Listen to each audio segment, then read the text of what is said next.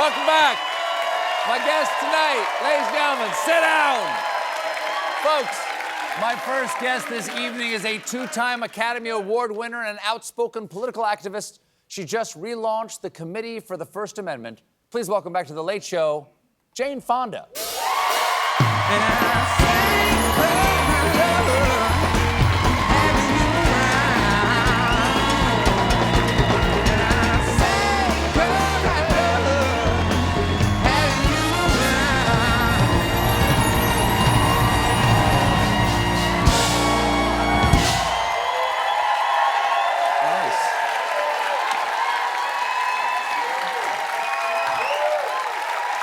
Good to see you again. Good to see Thanks, you again. Thank you for being here. Yes, ma'am. I want to thank you. Yes, I ma'am. want to thank you for your courage. You're Oh, so very nice. brave. Oh, and the jokes too, I hope. I hope for the jokes too. You're two of the most important things. You're funny and you're brave. Oh, you're and brave. that's a Hey. killer comp. I don't know about the brave part, but thanks very much. Very kind. Listen, let's talk for the people. Somebody might be listening to this on the podcast tomorrow. You're wearing a T-shirt that says "Resist" right now. They can't see that.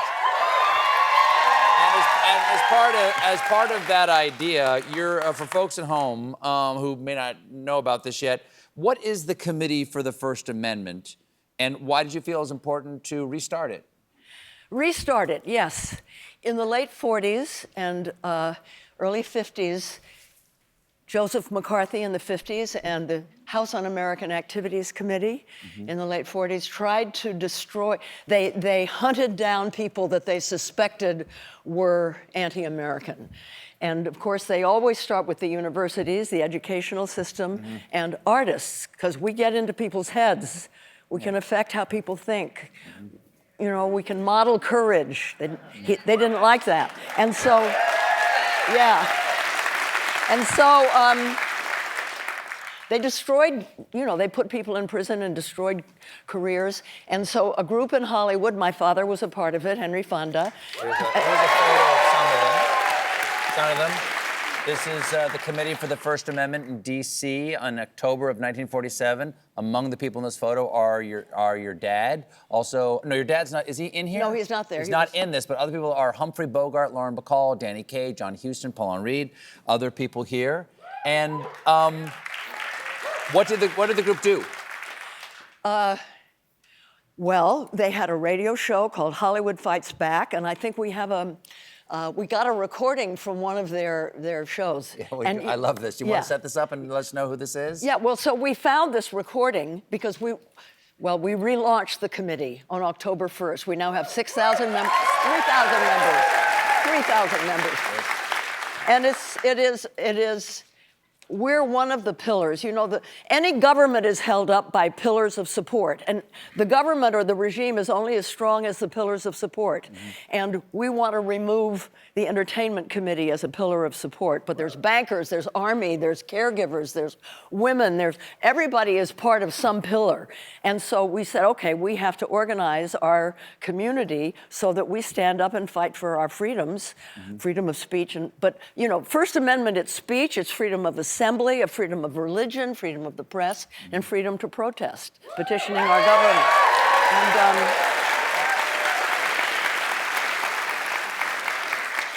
And you know, they fought back there. We have this recording, and you have We have it. We have Judy Garland's voice. Let's listen to it. It's Judy Garland protesting the attacks on the First Amendment. Judy Garland talking about the goals of the committee. This is Judy Garland. Have you been to a movie this week? You going to a movie tonight, or maybe tomorrow? Look around the room. Are there any newspapers lying on the floor? Any magazines on your table? Any books on your shelves? It's always been your right to read or see anything you wanted to. But now it seems to be getting kind of complicated. For the past week in Washington, the House Committee on Un-American Activities has been investigating the film industry. Now, I have never been a member of any political organization, but I've been following this investigation, and I don't like it. There are a lot of stars here to speak to you. We're show business, yes, but we're also American citizens. It's one thing if someone says we're not good actors. That hurts, but we can take that. is something else again to say we're not good Americans. We resent that. I'd love to hear that voice. Yeah. Okay, so that's a lovely idea, the committee for the First Amendment. For people who are not in the entertainment industry, who don't use their voices in this particular way, what should people do? What are other ways for people to fight for their First Amendment rights? Because all rights, if they can be taken away, are not rights. They were privileges that were just given by a government that doesn't get its power from the consent of the governed. That's not what We pay their salaries. Yes. We should be in charge. Right.